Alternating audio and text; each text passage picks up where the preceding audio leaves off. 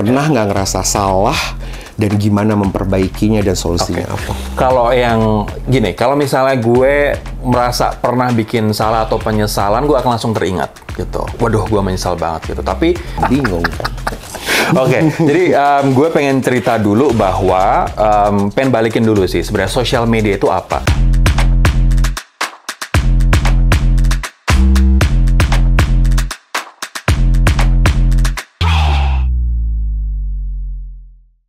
Hey, ruang cerita Delano bareng gue, Karen Delano. Ini ruangan gue terserah mau ngomongin apa, apalagi sama bintang tamu gue sekarang ini yang luar biasa sekali, udah ganteng, badannya bagus, banyak banget yang nyukain, cewek-cewek tuh kayaknya ngantri banget ya. Seorang penyiar berita, penyiar berita, TV presenter, entrepreneur, and also public speaking coach, Rory Asyari. Hai Karen, apa kabar? Baik, apa kabar? Baik. Tuh, gimana tuh cewek-cewek kayaknya udah menantikan sekali kehadiran Rory. Karena kita bisa lihat dari Instagramnya Rory Asyari ini benar-benar tampil ya. You just love to show how good you are. Masa sih? Yes, of course. Dia ini kayaknya Mr. Tampil guys ya. Karena dari stylenya, dari dia suka nge-gymnya, badannya udah bagus banget. To influence many people how to have a good life, good look, healthy life. Ya, semuanya ya. Soalnya banyak orang yang punya followers banyak, punya sosial media yang kuat, tapi ternyata hanya nunjukin soal dia doang atau hal yang remeh-temeh doang. Sayang banget. Mesti ada impact sih. Mesti ada impact ya. Iya. Nah, gue kenal Rory teman-teman sebenarnya belum lama karena kita bekerja di sebuah area yang sama tadinya. Sekarang kayaknya udah enggak ya ternyata. Udah gulung. Hah? Udah gulung. Maaf ya. Sabar ya. Apa-apa itu biasa ya. Udah biasa ya. Nah, dan Rory juga pernah mengirimkan slip projectnya ke gue waktu itu kimono, seru banget. Gue udah pakai 2 kali ke Bali. Artinya adalah gue tuh langsung yang gue harus ngobrol sama orang ini karena penasaran banget setiap kali apa yang dia post, gue tuh suka kayak pengen ngebahas. Banyak banget yang menarik dari situ sebenarnya. Dan dari Instagramnya Rory itu benar-benar memberikan good influence terutama buat gue. Makanya gue mau menghadirkan Rory di sini supaya kita sama-sama belajar. Sama-sama belajar sama seperti dia kan, bikin caption sama-sama belajar yuk gitu ujungnya. Tapi thank you loh, maksudnya nggak banyak orang yang langsung ngomong bahwa apa yang gue post itu bermanfaat buat mereka dan influence mereka, so thank you for that. Oh iya, of course. Memang sangat good influence ke gue pribadi sebenarnya karena gue suka banget ngebaca-bacain apa yang dipikirkan sama Rory di-share di sana walaupun pada akhirnya jadi pro dan kontra ya. Sempat kehilangan banyak followers. Kasihan deh lo. Biasa aja, itu biasa banget. Biasa ya. Followers come and go. Dan sekarang kan banyak banget followers yang sebenarnya mereka pakai akun bot kan atau mereka pakai akun palsu kan. Yang di-follow begitu banyak, tapi followers dia cuma 1 atau 2 dan kerjaannya adalah ngelempar hate speech atau hate word itu banyak banget dan nggak apa-apa. Maksudnya mereka yang ngerasa cocok sepemikiran sama gue akan stay, mereka yang nggak cocok ya akan go. So sesantai itu ya, Ror? Santai banget. Sesantai banget ya. Kak. Walaupun pada akhirnya yuk 1.000-2.000 yang hilang. Yang unfollow nggak apa-apa, nanti akan ada followers baru yang punya sepemikiran yang sama. Iya, gue ingat banget apa yang dikatakan Syahri ini ya. Haters itu adalah lovers sebenarnya. Dan dia tuh adalah orang yang paling ntar lagi dia juga balik lagi. Iya, it's just a matter of time ya kan. Benar. Mungkin saat ini sirik, saat ini mungkin nggak cocok, tapi ntar mungkin pakai akun alternya, foto kita lagi ya kan. Soalnya what's funny is gitu ya, banyak sekali di sini orang-orang yang nggak mengerti. Gue tuh suka bikin live Instagram, Ror. Terus pas lagi live Instagram yang nonton cuma 60, nanti jadi 90, paling tinggi 124, terus balik lagi dia ke 60. Terus udah gitu banyak banget, bukan banyak banget, ada beberapa orang yang datang nyinyir bilang, kok dikit banget sih yang nonton gitu. Dan gue selalu yang, I don't care gitu kan. Tapi mereka tidak mengerti bahwa sebenarnya social media Instagram sekarang ini tuh hanya 0,3% yang mempengaruhi ke kita karena lainnya kita disuruh bayar, Ror. Oke. You understand that? Gue baru tahu data ini. Jadi coba deh lihat deh teman-teman lain yang punya 24M atau 30M sampai 50M. Kalau dilihat ke likes-nya ataupun ke comments itu pasti cuma 0,3% dari engagement rate-nya ya berarti ya. Yang dilihat. Oh, yang dilihat. Tapi kalau if you go to inside, itu baru bisa kelihatan the truth kan, detailnya. Besarnya seperti apa. Okay. Jadi mereka nggak ngerti maksudnya. Sebenarnya Gitu. apa ya, kalau misalnya kita live dan kita pengen sharing, kan tujuannya kan sharing ya kan. No matter how many people watching you, doesn't matter. Exactly. Ya kan? Mau yang nonton 10, 20, asal yang gue live-in, gue sharing adalah hal positif dan mengubah Absolutely. orang itu menjadi lebih baik, lo nggak butuh sampai 1000. 60 yang berubah aja udah bagus banget kan? Absolutely. Tapi kalau barbar, lo semuanya pada suka banget nontonin. Kalau marah-marah, langsung nggak tahu gue datang dari mana ini. Semua orang, kok gila tiba-tiba bisa 1.500. Nggak ngerti, kayak diundang secara langsung. Lagi marah-marah tuh orang. Ya, itu cukup sebulan sekali aja marah-marah. Exactly. Oh, dia tahu berarti. Oke, Rory, let's flashback sedikit ya. Gimana sih awal karirnya Rory? Karena terus terang Rory, gue tuh adalah orang yang sempat sangat mengagumi sosok Rory di saat gue nonton Metro TV waktu itu. Ya kan, membawakan berita. And I was like, this guy is so smart, good looking, dan juga kayaknya santai banget membawakan berita tersebut. Nah, itu kalau nggak salah di awal-awal pandemi kan kita di rumah banget tuh. Betul. Iya kan? Jadi nontonin banget setiap stasiun televisi lokal. Itu jaya-jayanya TV justru malah di awal-awal pandemi sebenarnya. Iya kan? Rating naik. Iya, itu masih di Metro ya? Masih di Metro. Iya kan? Dan gue nontonin banget tuh. Jadi kalau lagi berita, karena memang harus nonton berita lagi ada apa tentang COVID itu kan. Dan muncul nih Rory selalu ada di sana. I was like, gila ya, this guy pinter banget. Dan stalker. Gue jadi stalker, ngeliatin to your Instagram. And I was like, oh, ini keren banget kan, gue punya produk kalung emas guys, and I was like, lucu juga kali ya kalau gue akan ajak orang ini akan menjadi salah satu influencer my kalung emas. Boleh banget dong. Boleh banget. Ini kayak yang dipakai. Iya. Ini udah lama banget dari 2018 sampai sekarang. Gitu. Nah, sempat mikir, Rory deh nanti gitu kan, karena harus ada cowok-cowok gitu loh jadi influencer gue. Nah, awal karirnya Rory sebagai whatever, ya kan semua kan ada kan TV presenter. Kalau pembawa berita news anchor dong ya, bukan sebenarnya TV presenter. Iya, sebenarnya lebih ke news anchor. Jadi aku mulai semuanya itu tahun 2010, lulus kuliah, terus langsung masuk ke Metro TV, jadi reporter di lapangan, banjir-banjir, bencana alam, konflik, dikirim ke mana-mana seluruh Indonesia. Terus TV apa tuh? Di Metro TV. Oh, Metro. 2010. Sampai kemarin terakhir resign itu di tengah pandemi tahun 2020. Oh, sorry, 2021. Bulan September. Gitu. Jadi melewati pandemi di awal-awal itu ya stressful dan lain sebagainya. Cuman itu sih, gue mulai di Metro TV 2010 sampai 2021. Berarti sekitar 10 tahun.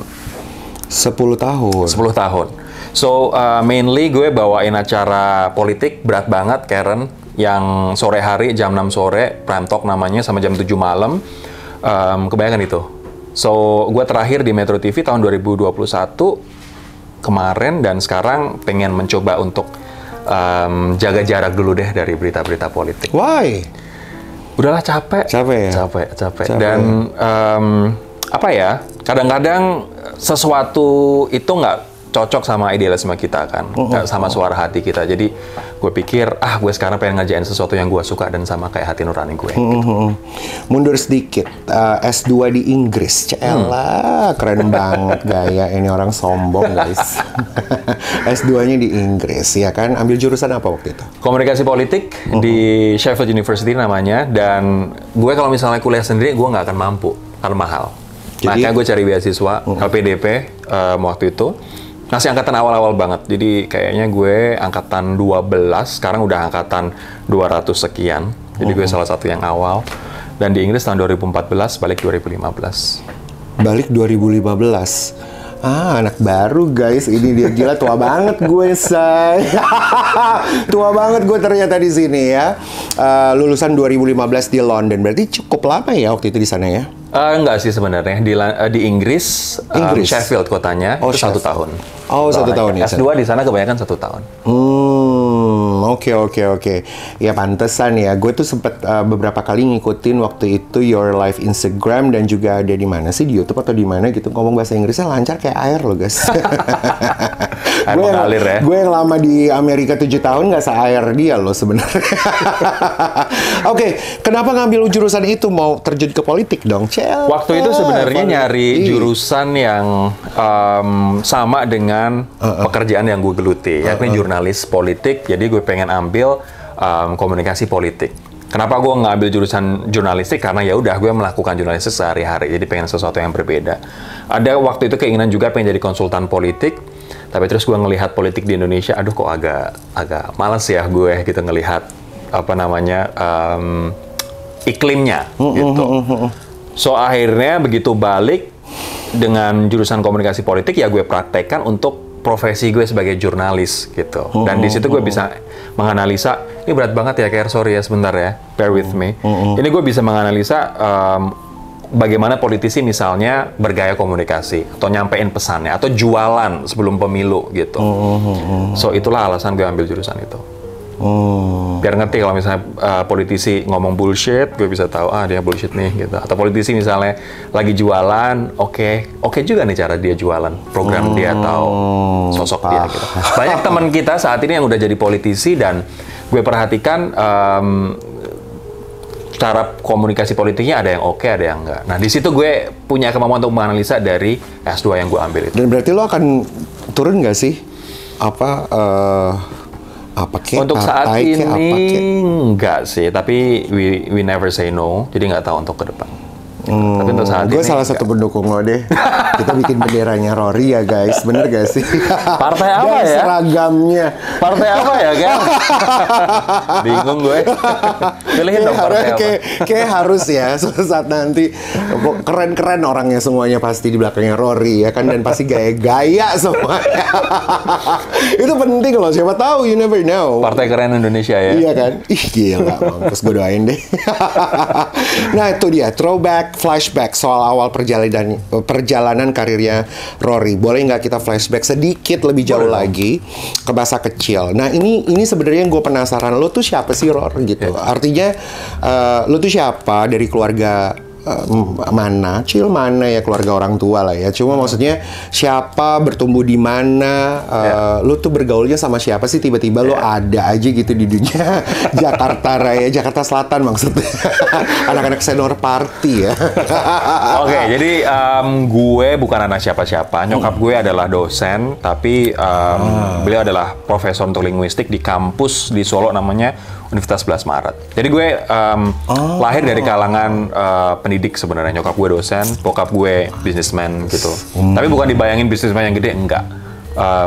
Ya udah swasta lah gitu, very modest. Terus gue lebih banyak menghabiskan waktu gue di Solo. Gue kuliah di Solo karena nyokap waktu itu mintanya anaknya kalau S1 lo di Solo semua. Kalau S2 terserah lo mau di mana gitu. Makanya S2 pada keluar negeri kan, tapi S1 lo tetap harus stay di Solo. Makanya gue stay di Solo. Masa kecil gue ya di Solo itu, dan yang menarik sebenarnya adalah masa-masa ketika kuliah sih, Karen. Jadi karena masalah ekonomi, gue akhirnya harus bekerja sambil kuliah. Kalau sekarang orang kuliah sambil kerja udah biasa banget, ya kan? Karyawan gue di Sleep Project banyak yang masih kuliah dan mereka bisa kerja yang decent gitu, dapat gaji yang oke gitu. Tapi ketika waktu itu gue tahun 2011 belum ada social media, kita bisa kerja apa sih? Paling sales promotion boy, sales promotion girl.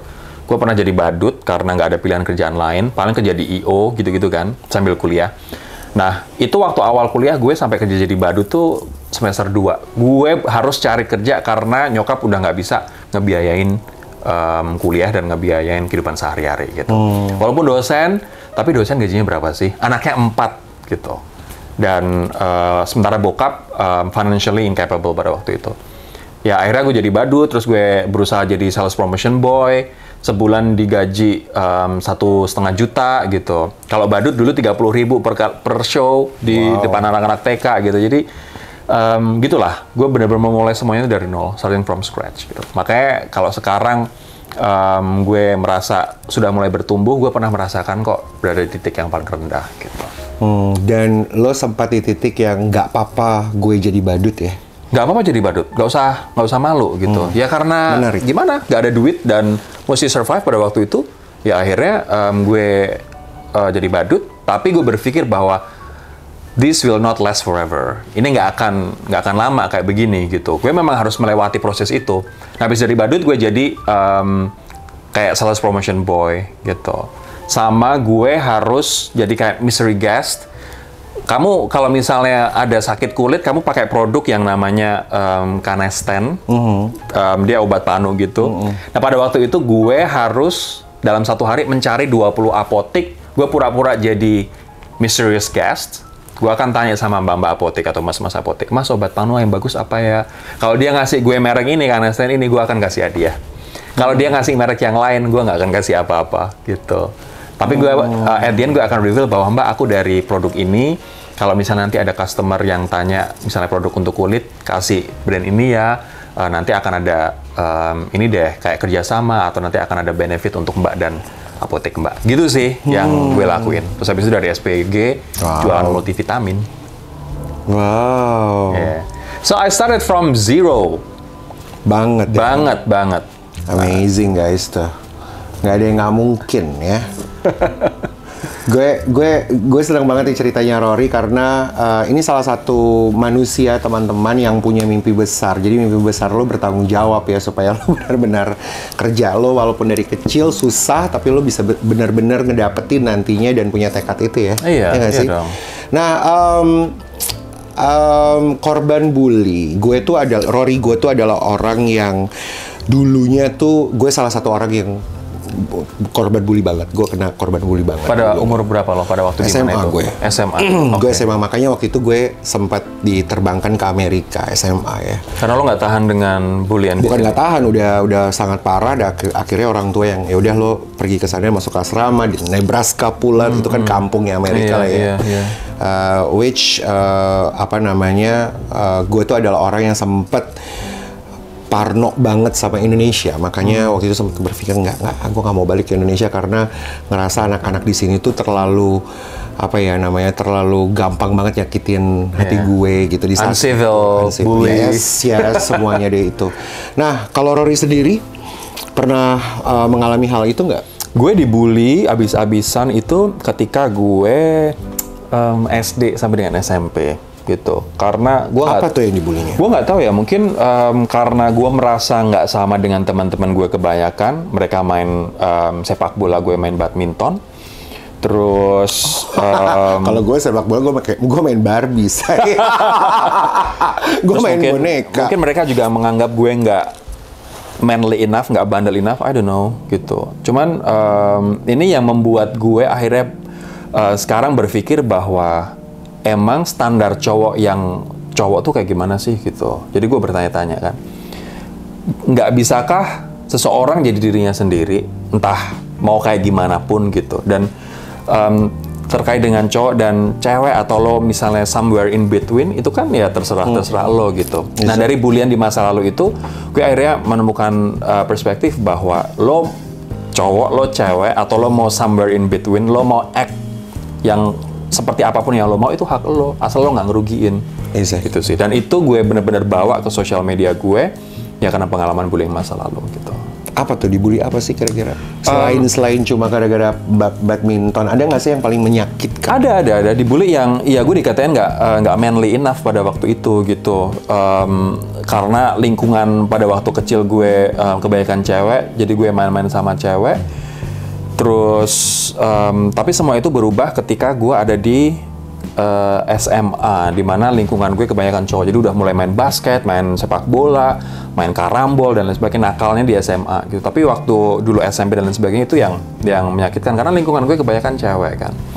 So ketika gue harus bermain sepak bola, gue kikuk, gue nggak bisa gitu. Ketika gue harus nongkrong rokok, gue nggak bisa gitu. Kayak gitulah. Mungkin nggak separah lo, Karen, nggak sampai yang abusive, nggak sampai yang benar-benar nyakitin sampai lo pengen, I don't know, maybe kayak komit untuk nyakitin diri lo sendiri, nggak sampai separah itu sih. Cuman gue ngerasain banget, gue aja pada waktu itu tersakiti, apalagi orang yang benar-benar merasa dia worthless atau dibuat seolah-olah dia worthless gitu, gue bisa ngerasain banget. Oh, thank you. Kalau lo dulu dibully gimana? Oh, gue parah. Gue tuh sampai upacara bendera hari Senin. Ini gue ceritain beberapa kali juga ya. Gue upacara hari Senin tuh teman-teman cowok-cowok tuh kayak sini bentar, gue dibawa ke kantin disuruh minum, nggak tahu minum apa tapi mereka udah gerus dengan whatever pil apa gitu, terus gue lagi upacara gue bisa tiba-tiba kelayangan jatuh. Itu jahat sih, itu jahat banget. Oh iya, dan sampai kayak dicegat di jalanan di depan, terus dimain-mainin dulu. Apa alasan mereka? Gue tuh waktu kecil gue tuh laki-laki yang very apa ya bahasanya? Gue mungkin berbeda karena gue tuh I found it myself kalau gue lebih suka untuk bergaul sama perempuan. Dan teman-teman gue memang dari kecil banyak perempuan. Berbedanya adalah mungkin gue lembek banget dan gue nggak berani untuk berantem, gue nggak berani untuk kayak marah-marah. Cara ngomong gue mungkin terlalu lembut sekali. Kalau sekarang marah-marah terus ya? Kalau sekarang marah-marah terus, yes. Apalagi di pagi-pagi ambiar. Harus digenjot dengan marah-marah gue ya. Apalagi buat lo semua yang ngebully gue sekarang, serah. Tapi iya, waktu itu tuh parahnya luar biasa. Cuma memang di saat itu tuh gue marah sama diri gue sendiri untuk ngebales ke mereka dengan mengatakan kepada diri gue sendiri bahwa gue mau lihat nanti suatu hari nanti di antara lo semua siapa yang sukses. Lo jadi apa? Lo jadi apa? Ya. Dan kayaknya that's the sweetest revenge. Yes, gue nggak ngebales langsung ke orangnya, tapi gue cuma pengen tahu, let's see. Gue pengen tahu siapa di antara kalian semua yang akan berdiri sukses dan bisa bilang sama gue kalau gue emang bener-bener salah. Gue ngelihat ini kayak pattern ya, pola ya. Orang yang punya kebiasaan untuk membuli itu sebenarnya nggak happy dengan dirinya sendiri dan dia nggak punya vision. Dia hidupnya mau kemana. Jadi gue mempelajari orang-orang yang dulu ngebully gue.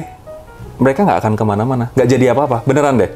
Dan orang yang respect dengan orang lain, orang yang merasa terbuka dengan perbedaan, menerima perbedaan, itu justru orang yang bisa kolaborasi, dia bisa kerjasama, dia bisa yuk kita bikin sesuatu apa yuk gitu. Dan pada akhirnya dia bisa bekerja sama dengan siapapun, apapun. Pemikirannya terbuka.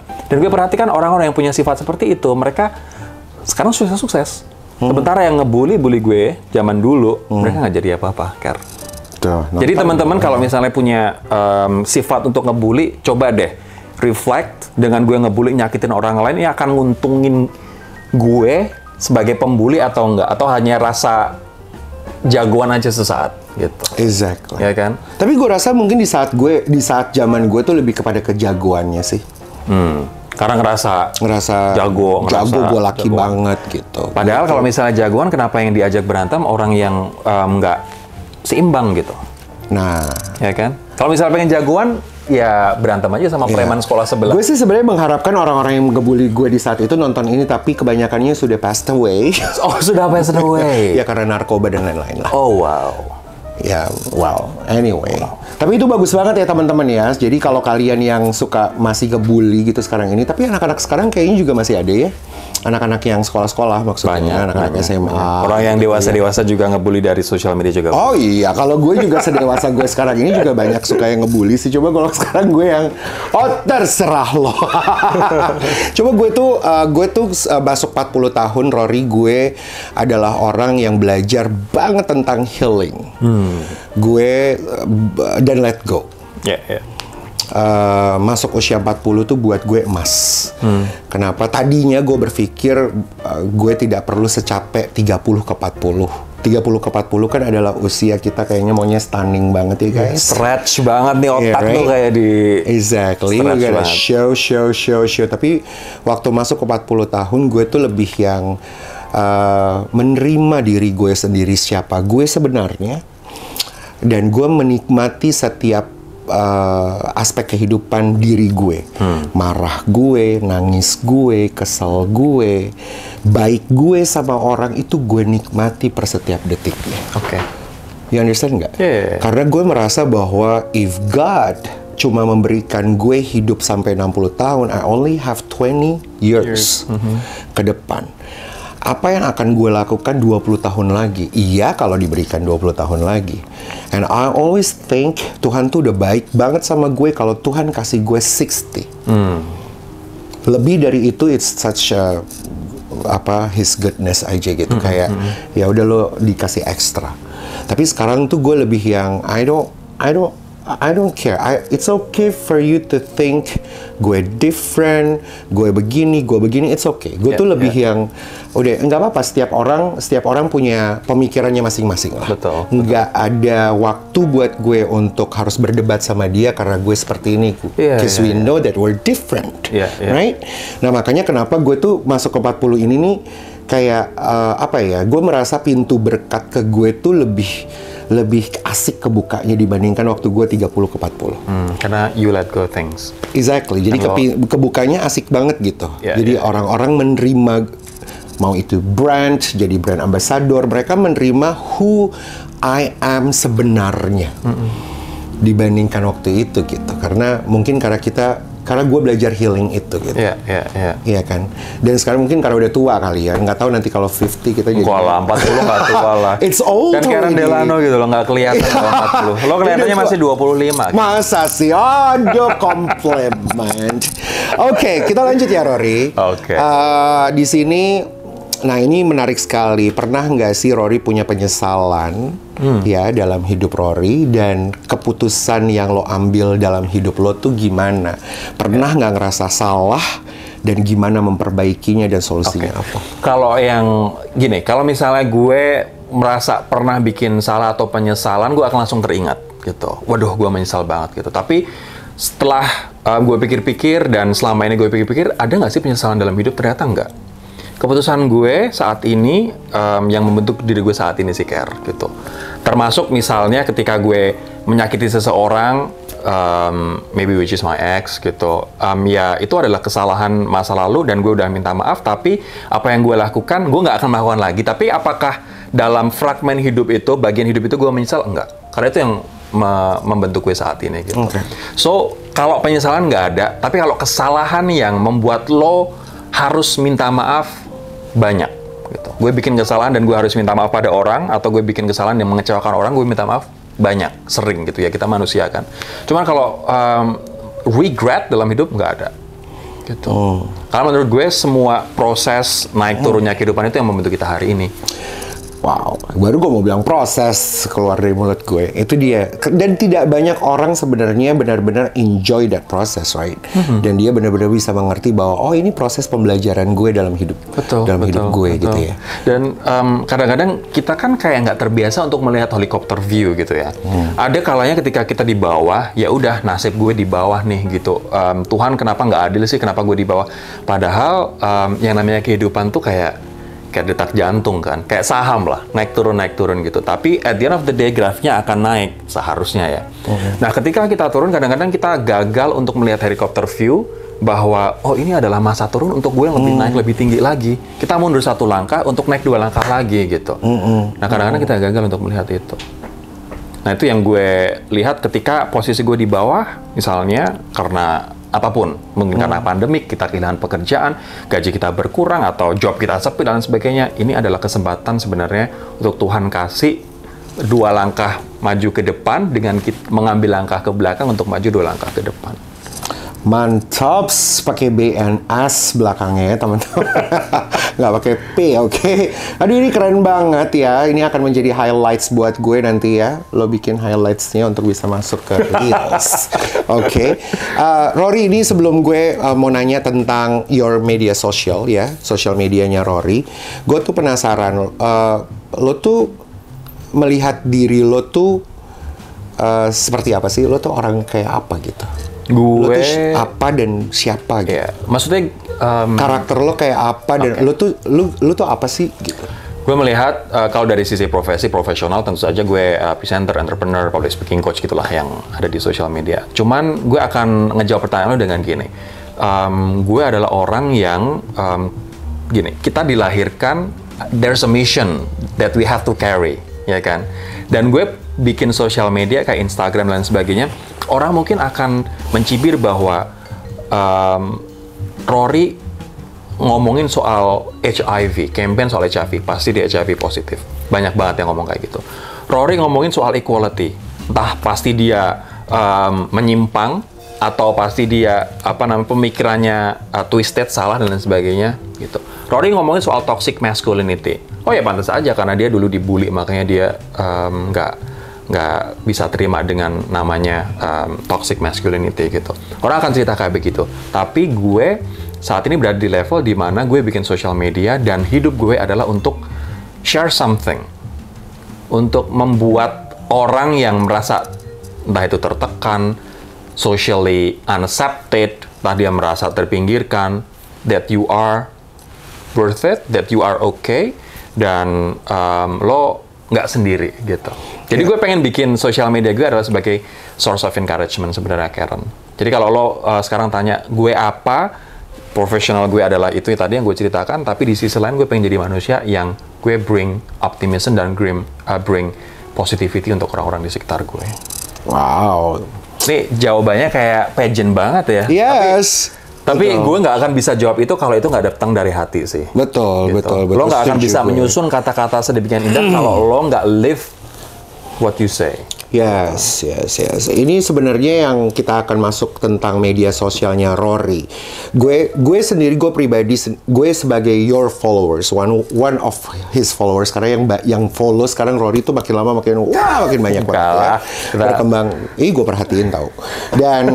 Dan gue bisa melihat sebenarnya, ya itu dia tadi seperti Rory bilang, kita tuh kalau gue follow seseorang tuh bukan karena gue tuh harus melihat ada apanya buat gue. Manfaatnya. Ada apa nih buat gue? Well, I know dari karir gue sebagai fashion stylist lah, whatever fashion lah, ya besarnya adalah gue suka melihat ya tentu dari gaya-gaya orang, ya apalah yang keren-keren gitu, gue suka banget. Tapi from you sebenarnya gue juga bisa melihat ada buah dan yang bisa gue petik di sana. Dan kebetulan atau bukan kebetulan, banyak kalinya teman-teman gue tuh pas gue lagi baca momen itu sebenarnya lagi kejadian sama gue. Pas. Hah? Pas banget itu. Pas banget sebenarnya. Contohnya apa nih? Contohnya yang waktu itu. Nah, ini yang gue mau bahas sebenarnya kayak follow back dong. Kita keluarin ya. Di sini ini loh postingannya Rory. Nah, follow back dong. Tapi ini menarik sekali ya. Rame kan? Ya. Jadi Rory ini pernah membahas tentang follow back dong. Ya, dongnya pakai K. Let's talk about this, okay? Jadi ini yang menarik adalah menurut Rory nggak apa-apa kok gitu. Kalau kita juga nggak perlu follow seseorang kalau memang tidak masuk sama kita. Dan apakah kita harus di saat orang bilang follow back dong, karena memang ada banyak sekali orang yang cuma masuk ke DM gue atau masuk ke komen-komen gue dengan follow back dong bang. Ada yang bilang bang, ada yang bilang onti loh. Gue agak bingung kan. Jadi gue pengen cerita dulu bahwa pengen balikin dulu sih sebenarnya social media itu apa. Social media itu bukan WhatsApp, bukan SMS, yang kita bisa exchange messages, exchange text, dan kita berteman gitu. Social media adalah sebuah platform yang di situ kita pengen mendapatkan entah manfaat yang kita suka, entah temen, entah berita ataupun informasi yang relevan sama kita, ya kan? Jadi kita masing-masing mengkurasi informasi yang masuk ke kita, Karen. Itu tercermin dari siapa aja yang kita follow. Misalnya Karen follow model, follow artist, follow designer, follow actress, aktor, macam-macam, karena itu profesi kamu, gitu. Tiba-tiba ada satu follower yang kamu nggak kenal, out of nowhere. Pekerjaannya adalah sebagai bankir misalnya, ya kan? Dan posting-postingannya nggak relevan sama kamu, minta kamu untuk follow back sama dia. Terus kita jadi berpikir bahwa, loh, aku selama ini kan memfollow orang-orang yang relevan sama aku, sama profesi aku.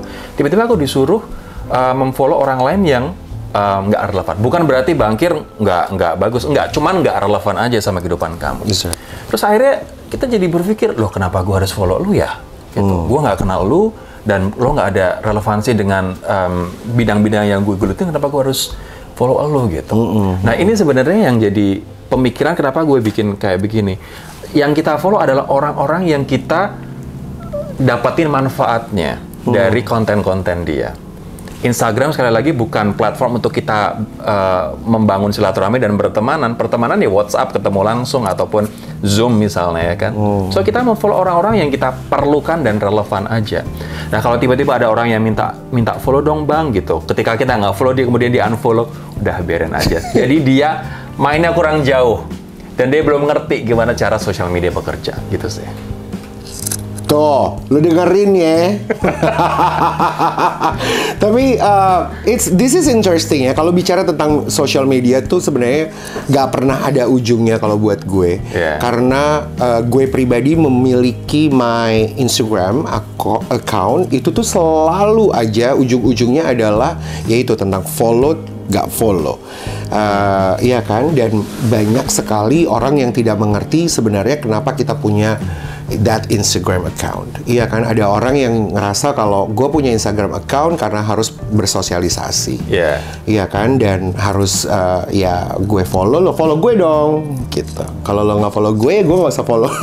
Bahkan itu terjadi di saat gue ketemu di sosialisasi gue yang nyata ya, yang real. Jadi Follow dong gitu ya. Pernah nggak kejadian? Iya, sering banget. Jadi, Rory aku udah follow ya. Iya, Gitu. ketemu ya, ketemu sama orangnya, gitu. Bahkan yang mungkin baru kenal, gitu kan, baru masuk ke sebuah circle yang baru, terus karena dia dong, aku follow dong sekarang, terus dia bilang, coba ayo dong follow gitu. Iya. Ada yang seagresif Ya, itu. banyak. Banyak kan? And somehow juga kadang-kadang tuh gue yang, aduh. Gini, kalau misalnya gue di posisi kayak gitu, care, which is itu juga sering, kita kayak ditungguin, lo follow gue nggak? Oke, follow nggak? Kan kita nggak enak kalau nggak follow kan. Gue akan follow dia, gitu. Karena mungkin situasinya kan kita berhadapan gitu kan. Dan dia adalah orang yang mungkin juga belum terlalu paham gimana sosial media bekerja. Dia menganggap sosial media adalah sebagai pertemanan. Kalau lo nggak follow gue, berarti lo nggak mau temenan sama gue. Padahal sosial media dengan kehidupan nyata berbeda gitu. Yang gue lakukan, gue tetap akan follow, tapi gue akan lihat dalam beberapa hari ke depan, konten lo bermanfaat nggak buat gue? Konten lo memberi nilai positif nggak buat gue? Kalau ternyata enggak, lo hanya pamer-pamer aja di sosial media, hanya mungkin juga memberi negativity, lo marah-marah lah, lo ngeluarin informasi-informasi yang menurut gue nggak cocok dengan gue, ya akan gue unfollow lagi. Gitu. So gue akan kasih waktu 1 minggu sih untuk mengetes itu. Gitu. Sekali lagi, sosial media bukan untuk silaturahmi. Sosial media adalah untuk kita mendapatkan informasi, mendapatkan hiburan, mendapatkan news apapun itu, tren yang relevan sama kita. Kalau misalnya mau bertemanan, kita bisa ketemu langsung. Karena pandemi, kita telepon atau kita WhatsApp, kita Zoom. Gitu. Gue suka banget nih teman-teman apa yang dikatakan Rory ya. Kemarin-kemarin ini nih gue 2 minggu lalu kayaknya gue tuh sempat masuk ke dalam ruang yang panik tiba-tiba karena mendengar kemajuan dari teknologi digital dan juga media sosial, NFT, metaverse, whatever meta-meta. Ya, iya kan? Dan gue tuh sama my business partners pada akhirnya sampai gue suka tiba-tiba gue ngajak meeting jam 10 malam karena gue kebanyakan kepikiran gitu karena wah, what should I do gitu kan, gimana nih? Sementara usia gue di tengah-tengah yang sekarang ini tuh gue nggak yang masuk ke Gen Y, Z, or whatever, O, B, whatever gitu ya. Tapi gue sampai yang aduh gimana ya gue, apalagi nih yang akan dihadapi di dunia baru sekarang ini gitu loh. Karena dengan yang meta-meta itu, gue, aduh gimana ya. Salah satunya adalah tempatnya Your Retail di Asta tuh, gue sebut aja ya Asta karena gue bakalan buat acara di sana. Jadi Desember waktu gue lagi di Bali for Christmas holiday, tiba-tiba gue meeting sama Asta dan mereka langsung bilang, Mas Karen, kita mau dong Mas Karen dengan clothing brandnya untuk buka di sana dari bulan Januari ke Februari, 15 Januari ke 15 Februari, 1 bulan di sana, tetapi mau menampilkan high tech or whatever digital yang NFT. So jadi orang nggak perlu belanja. Gimana caranya gue harus mengemas booth gue dengan orang yang lewat cuma barcode whatever lah kayak begitu. Gue tuh sampai kepusingan, terus gue bilang ini dunia apa sih gue gitu. Iya kan? Ini kayak H&M punya story itu di Metaverse juga.